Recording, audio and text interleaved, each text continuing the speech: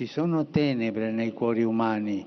C'est un tour d'horizon d'une humanité blessée partout dans le monde que le souverain pontife a décrit dans son traditionnel discours Urbi et Orbi à la ville de Rome et au monde, devant quelques 55 000 fidèles réunis sur la place Saint-Pierre.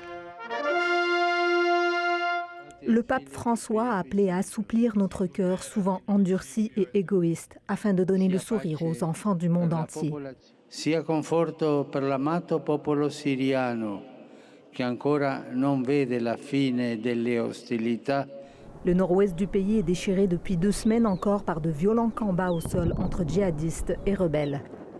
François a appelé les gouvernants et la communauté internationale à trouver des solutions qui garantissent la sécurité et la coexistence pacifique des peuples de la région, notamment le Yémen et l'Irak.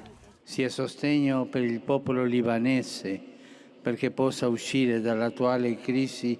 Il a apporté son soutien au peuple libanais secoué par un mouvement de contestation politique sans précédent. Il espère que le pays redécouvre sa vocation de messager de liberté. È l'ingiustizia che li obbliga a attraversare deserti e mari, trasformati in cimiteri. Le pape François, vivement critiqué par les politiciens populistes, s'est porté à la défense des migrants qui subissent l'esclavage, la torture et la détention dans des camps.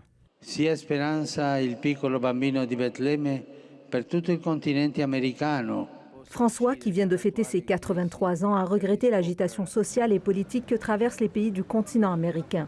Il estime que le peuple vénézuélien doit obtenir l'aide dont il a besoin. En Afrique, il a dénoncé la persécution des chrétiens par des groupes extrémistes au Burkina Faso, au Mali, au Niger et au Nigeria.